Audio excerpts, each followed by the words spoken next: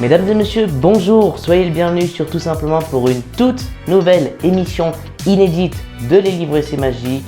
Et c'est aussi les 1 an de notre émission. Et oui, le 11 février 2025, on lançait la toute première émission de Les Livres c'est magique. 1 an avec vous, aux côtés de la littérature. Et si on est encore là, c'est grâce à vous, chers téléspectateurs. Alors merci pour votre fidélité. Alors le mois dernier, j'avais dit qu'on allait faire une émission assez spéciale, mais ce n'est pas parce que l'émission fête ses 1 an, non, même si on est bien content, mais elle est spéciale parce qu'aujourd'hui on va parler d'un sujet qu'on avait vraiment envie de parler, car aujourd'hui nous recevons un invité. Il s'appelle Patrice Romain. Auparavant il était chef d'établissement et aujourd'hui nous allons l'interviewer pour ses ouvrages sur l'éducation nationale, comme par exemple son dernier Parents d'élèves, mode d'emploi, où il passe en revue les tracas les plus probables avec l'éducation nationale, aussi pour son livre Requiem pour l'éducation nationale, où il lance un cri d'alarme sur l'état de notre éducation nationale. Et aujourd'hui, il sera avec nous pour notre rubrique L'encre et l'âme. Soyez le bienvenu.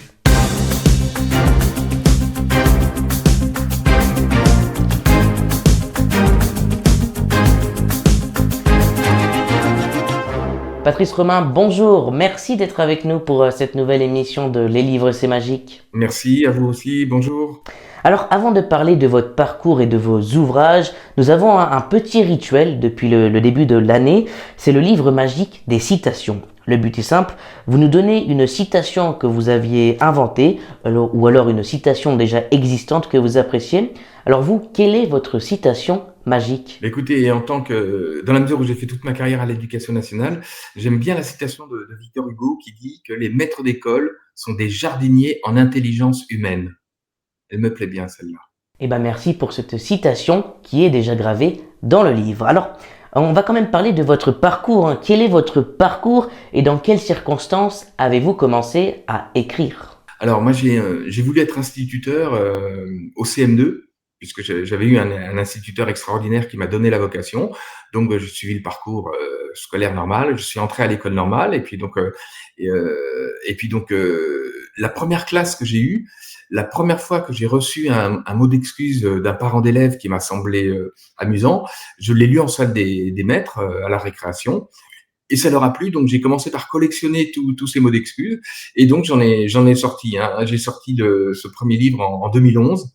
Et comme il a bien marché, ça m'a donné envie de décrire un petit peu mon parcours et puis mon métier. Et puis ensuite, comme j'étais 20 ans pompier volontaire, j'ai continué en racontant mes histoires de pompiers, etc. Voilà. Parlons à présent de votre dernier ouvrage qui se nomme Parents d'élèves, mode d'emploi, où vous passez en revue les tracas les plus probables avec l'éducation nationale et où vous apportez des réponses claires et avec pleine d'humour.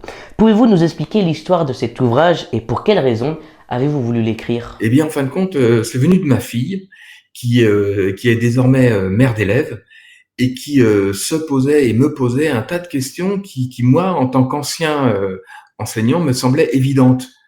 Et donc, je me suis dit que écrire un livre pour justement dédramatiser la situation et puis donner un petit peu les trucs et les astuces quasi indispensables pour que un enfant suive une scolarité sans être embêté et puis dans les meilleures conditions possibles. Et ben, je me suis dit qu'il y avait pas de raison effectivement que ce soit réservé aux initiés, à ceux qui travaillent à l'Éducation nationale. Donc c'est un petit peu l'objectif de ce guide de survie en fait. Donc quand je dis parents d'élèves mode d'emploi, c'est effectivement tous les petits trucs et en même temps je dévoile tout ce qui est caché aux parents d'élèves parce que ce n'est pas très avouable en fin de compte. À présent, j'aimerais aussi évoquer votre ouvrage sorti en 2021, Requiem pour l'éducation nationale, ce livre où vous lancez un cri d'alarme sur l'éducation nationale qui se lézarde, comme vous le dites. Pouvez-vous nous dire pourquoi avez-vous voulu écrire ce livre et dans quel but? Moi, j'ai toujours eu un respect énorme pour les enseignants. Et je leur en suis éternellement reconnaissant. Et donc, j'ai vraiment eu la vocation d'être à l'Éducation nationale. Et au fur et à mesure que j'ai avancé dans ma petite carrière, et notamment lorsque je suis passé du primaire au secondaire, donc je suis devenu principal de collège, je me suis rendu compte qu'il y avait des dysfonctionnements énormes. Parce que quand on est chef d'établissement dans le secondaire, on fréquente beaucoup plus les hautes sphères, donc la hiérarchie. Et il y a vraiment des choses qui m'ont écœuré, scandalisé. Et donc, j'ai écrit ce livre un petit peu pour dénoncer tout ce qui était inadmissible, avec pour objectif un petit peu utopique que les principaux concernés prennent conscience de tout le mal qu'ils font. Mais là, je crois que cet objectif a échoué, malheureusement. Quand on dénonce justement le système de l'éducation nationale, avez-vous reçu un mail ou des messages de l'éducation nationale qui a vu votre ouvrage et qui n'a pas forcément apprécié que vous disiez la vérité? Oui, alors j'avais écrit il y a quelques années un livre qui, par référence à celui de Valérie Trierweiler, s'appelait Un principal ne devrait pas dire ça. Et donc là aussi, j'ai dénoncé un petit peu toutes les magouilles et toutes les coulisses de l'éducation nationale. Et j'avais été convoqué par ma hiérarchie qui s'était fait un plaisir de m'humilier, de me traiter de tous les noms, etc. Voilà. Mais comme la hiérarchie est prise à son propre jeu, puisque son principe, c'est de ne pas faire de vagues, il savait très bien que si jamais il me sanctionnait, ça ferait des vagues. Donc, ils se sont tus, comme à chaque fois, comme à tous les scandales de l'éducation nationale. Et donc, oui, j'ai eu quelques petits soucis, mais j'en suis très fier. Ça veut dire que justement, c'était poil à gratter, ça les a dérangés, et comme c'était l'objectif du livre, eh ben, j'en suis très satisfait en fin de compte. Avez-vous eu des retours d'enseignants ou de parents sur vos ouvrages qui sont d'accord avec vous ou alors contre? Alors, tous les retours que j'ai eus étaient des retours extrêmement positifs, des remerciements. Ah, merci d'avoir dit ça. Nous, on pense comme vous, mais on ne peut pas le dire, etc., etc. Alors évidemment, il y en a certainement qui n'ont pas dû apprécier mes ouvrages, mais ceux-là avaient la politesse de ne pas, ou la gentillesse de ne pas me le dire. Mais tous ceux qui sont venus me trouver pour en parler étaient vraiment très gentils et, oserais-je dire, dithyrambiques. Ouais, ils étaient contents que tout cela sorte enfin au grand jour. On dit ces derniers temps que les jeunes sont moins intelligents, moins cultivés. Selon vous, est-ce de la faute de l'éducation nationale ou de l'éducation des parents? Alors j'aurais tendance à vous dire les deux, mon général. Mais non, les jeunes d'aujourd'hui ne sont pas moins intelligents, c'est sûr. Mais moins cultivés, ça c'est sûr. C'est sûr. C'est malheureusement la culture s'apprend à la maison, donc c'est une question d'éducation parentale, et puis ça s'apprend à l'école. Mais les chefs, les inspecteurs, justement, pour faire en sorte que les résultats soient bons, euh, demandent à tous les professeurs, je caricature, hein, demandent à tous les professeurs de baisser leurs exigences. Donc évidemment, la culture générale passe en dernier, malheureusement. Et c'est terrible parce que de nos jours, les jeunes enseignants, à mon sens, manquent de culture générale, donc évidemment, ils ne peuvent pas la transmettre. Pour vous, quelles sont les solutions pour avoir une éducation nationale avec un bon niveau et pour avoir des élèves attentifs et captivants à l'école? Moi, je crois il faut tout reprendre. Il faut reprendre la base. Et la base, donc vous savez, maître, c'est-à-dire du latin magistère, donc le maître. Un enseignant, c'est quelqu'un qui doit être respecté. Alors vous allez me dire que pour qu'il soit respecté, il doit être respectable. Et ça, je suis d'accord avec vous, mais c'est un autre débat. Et donc, je crois qu'il faut d'abord et avant tout que les élèves et les parents réapprennent à respecter le professeur. Et je pense que tout, tout redémarrera d'ici, enfin, de ce fait. Mais c'est plus facile à dire qu'à faire, hein. À mon avis, on n'y est pas encore, hein.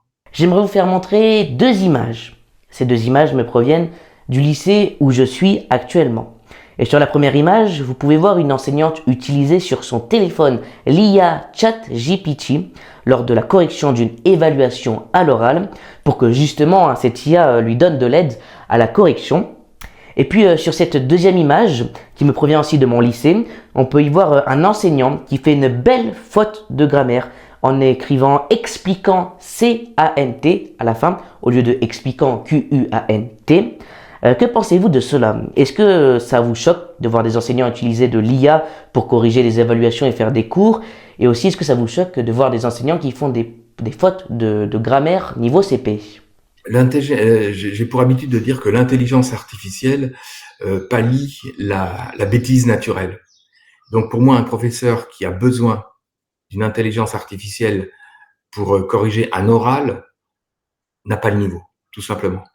Euh, Concernant l'orthographe, c'est dramatique. C'est dramatique. Je vais juste vous donner un exemple.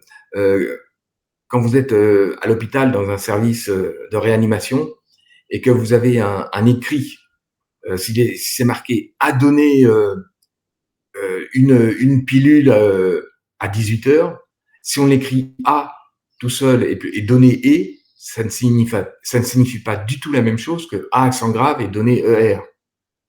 Donc l'orthographe a une très grande importance et malheureusement à l'éducation nationale, ça fait déjà plusieurs décennies que les pédagogistes qui dirigent cette institution considèrent que l'orthographe est inutile et donc on va arriver à des drames. Et là, ce que vous décrivez, ben, je suis atterré littéralement. C'est la base, mais J'aimerais qu'on revienne sur les propos d'Elisabeth Borne, l'ancienne ministre de l'Éducation nationale, qui avait déclaré sur le média Brut en août 2025, je cite, on va proposer aux professeurs une intelligence artificielle pour les accompagner dans leur métier et notamment qui peut à la fois leur permettre de préparer les cours. Qu'en pensez-vous? alors, je crois que l'intelligence artificielle, finalement, c'est comme la télévision en son temps et Internet en son temps. C'est-à-dire, c'est un outil merveilleux.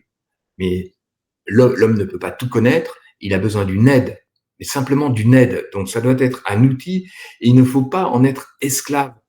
De la même manière que Internet ou les réseaux sociaux, c'est très utile pour communiquer, mais il ne faut pas en être esclave et passer 5 heures par jour dessus. Eh bien, l'intelligence artificielle, à mon sens, doit être un outil d'aide aux professeurs pour préparer les cours. Effectivement, un professeur ne possède pas la science infuse, donc si ça peut permettre de rendre les cours plus vivants par des exemples précis, concrets, pertinents, oui, bien sûr, c'est très bien. Maintenant, il ne faut pas tomber dans l'excès, et la photo que vous avez présentée avant prouve que déjà des gens sont dans l'excès. Nicolas Sarkozy avait aussi lancé une polémique en 2024 en disant que les professeurs ne travaillaient que 6 mois par an. Selon vous, est-ce que les enseignants ont une grande charge de travail ou l'inverse? Car on voit quand même des professeurs qui ont sur certains jours de leur emploi du temps que 3 heures de cours dans une journée ou même des après-midi sans cours. Alors, le conseiller qui a soufflé à Monsieur Sarkozy de tenir de tels propos ne maîtrise absolument pas son sujet.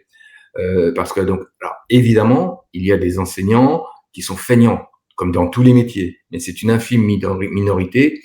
Et la majorité des enseignants travaillent évidemment bien plus que 6 mois par an. Les cours, c'est la partie émergée de l'iceberg. Hein.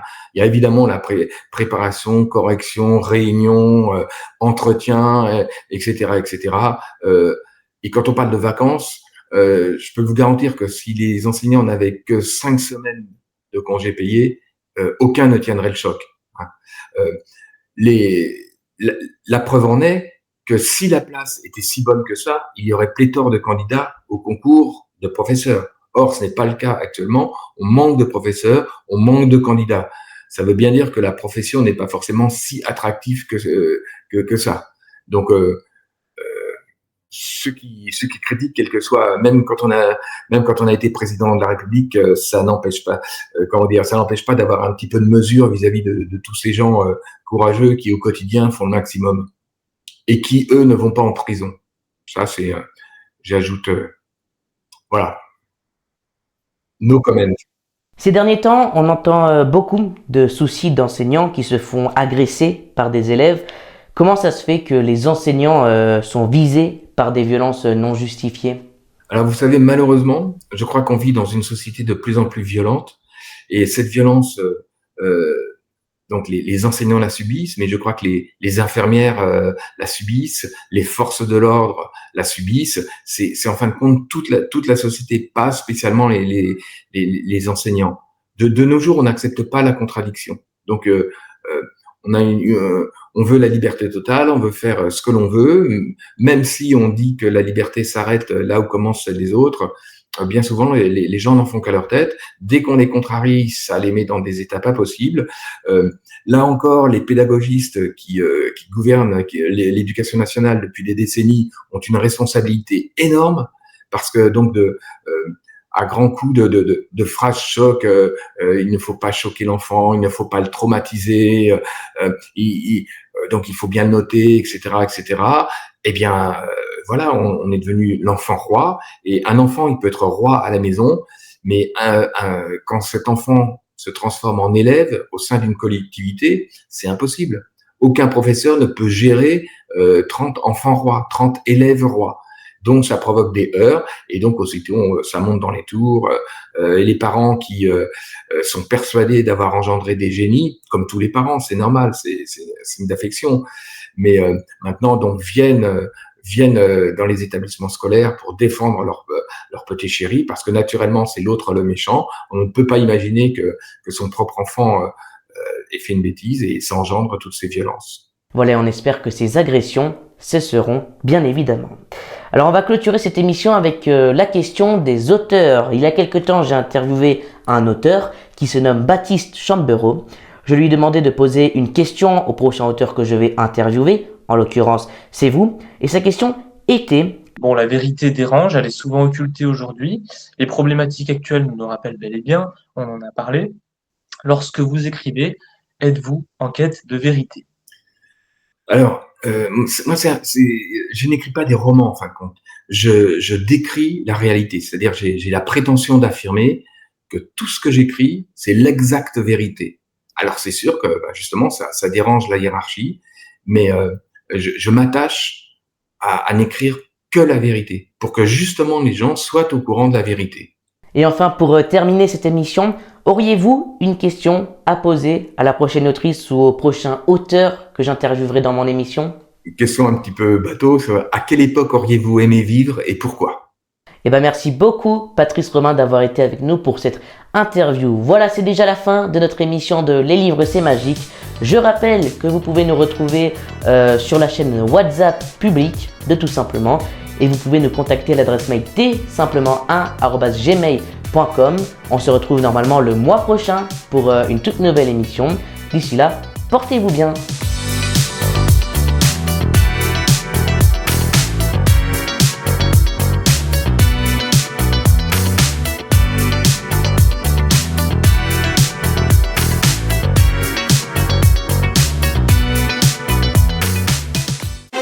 Retrouvez Tout Simplement sur la chaîne WhatsApp publique en scannant ce QR code ou en vous rendant directement sur ce lien. Ne manquez aucune émission et les informations du monde entier sur la chaîne WhatsApp publique de Tout Simplement. Tout simplement, l'info sous un autre angle.